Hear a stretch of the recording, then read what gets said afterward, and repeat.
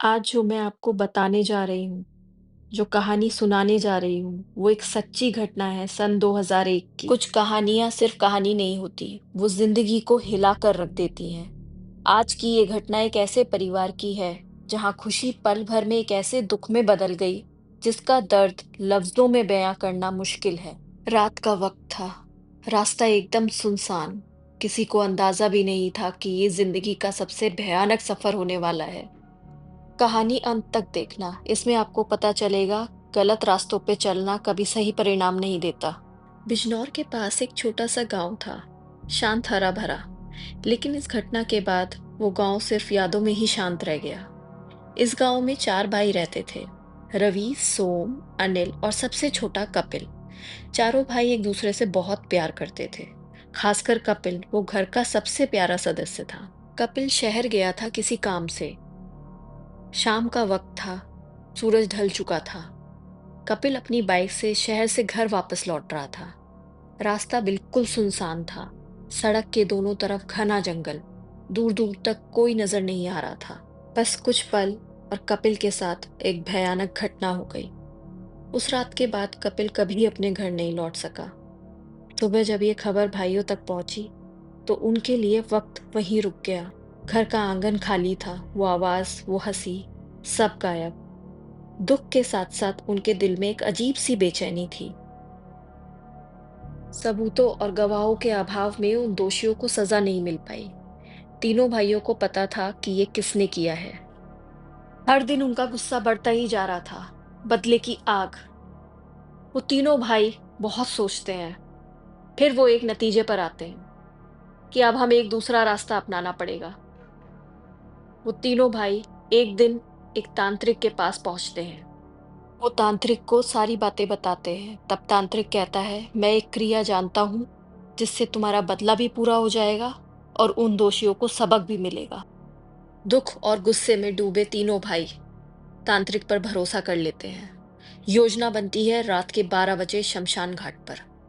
तांत्रिक कुछ चीजें मंगवाता है उनसे। तीनों भाई और तांत्रिक शमशान घाट पहुंचते हैं। वहां का माहौल बेहद भयंकर था। ना कोई आवाज, ना कोई हलचल, सिर्फ एक अजीब सी खामोशी। रात के 12 बजते ही तांत्रिक क्रिया शुरू करता है। कुछ ही मिनट गुजरते हैं, अचानक तेज हवा चलने लगती है। मौसम अचानक बहुत ज्यादा ठंडा हो जाता है। दूर दूर से अजीब सी आवाजें आने लगती हैं। तांत्रिक के हाथ कांपने लगते हैं। उसका चेहरा पीला पड़ जाता है और तब उन्हें सफेद धुंधली सी परछाई महसूस होने लगती है। हर जगह परछाइयां महसूस होती हैं, जैसे कोई उन पर नजर रखे हुए है। तभी तांत्रिक अचानक जोर से कहता है, बस, मैं ये क्रिया यहीं रोक रहा हूँ। वो घबरा जाता है बहुत ज्यादा। अगर अगर मैं आगे बढ़ा तो इसका अंजाम बहुत भयानक हो सकता है।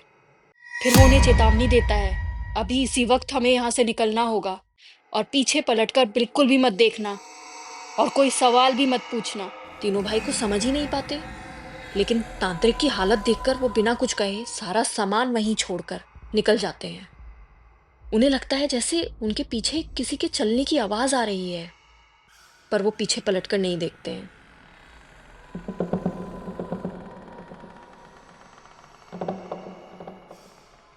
कभी किसी के चलने की आवाज आती है, कभी बात करने की आवाज आती है। हर तरफ आवाजें गूंज रही होती है। वो तीनों बहुत ज्यादा डर जाते हैं और फटाफट वहां से भागते हैं। अगली सुबह वो तीनों भाई दोबारा उस तांत्रिक के पास जाते हैं। तीनों थोड़े गुस्से में होते हैं, लेकिन जब वो तांत्रिक का चेहरा देखते हैं तो उन्हें बहुत अजीब सा लगता है, क्योंकि उसके चेहरे पे जैसे रात की थकान है अभी भी। आंखें लाल, बहुत डरी हुई, आवाज भारी है, जैसे पूरी रात सोया ही ना हो। वो धीरे से बोलता है, तुम लोगों को अंदाजा भी नहीं है कि कल रात क्या हो गया था। जिस क्रिया के लिए तुम मुझे लाए थे वो मैंने पूरी तरह जानी ही नहीं थी कभी। मैं उसके बारे में ज्यादा कुछ जानता नहीं था, किताबों में पढ़ा था, किसी और को करते हुए देखा था, पर खुद कभी नहीं की थी। कल रात जब मंत्र शुरू किए मैंने, तो मुझे महसूस हो गया था कि कुछ ठीक नहीं है। दिया 2 बार अपने आप बुझ गया, और जब तीसरी बार आवाज आई, वो तुम लोगों ने भी सुनी थी ना? तब तीनों तांत्रिक से कहते हैं कि तुम तो बहुत बड़ी-बड़ी बातें कर रहे थे तब। तुम तो खुद भी मरते और हमें भी मरवाते। जब तुम्हें नहीं आता था, तो क्यों हाँ बोला तुमने करने के लिए? तांत्रिक उनसे माफ़ी माँगता है और जो इस काम को करने के लिए उसने पैसे लिए थे, वो भी उनको वापस कर देता है। तांत्रिक आगे कहता है, उस वक़्त अगर एक भी शब्द गलत निकल जाता या मैंने एक पल के लिए भी ध्यान तोड़ दिया होता या मैंने उस क्रिया को आगे बढ़ाया होता, तो जो चीज़ बुलाई जा रही थी, वो वापस कभी नहीं जाती। फिर ना तो तुम, बल्कि मैं भी उस वहाँ से ज़िंदा नहीं आते हम। कल रात हम सब एक पतली-सी रेखा पर खड़े थे। अगर वो क्रिया आगे बढ़ती, तो पता नहीं हमारे साथ कुछ बहुत भयंकर बहुत तांत्रिक की सारी बातें सुनकर और जो कुछ भी पिछली रात उनके साथ हुआ, जो उन्होंने महसूस किया, जो उन्होंने देखा, उसके बाद उन्हें समझ आया कि गलत रास्ते पे चलने का परिणाम कभी भी सही नहीं होता है और गुस्से में लिया गया फैसला ज़िंदगी बिगाड़ सकता है।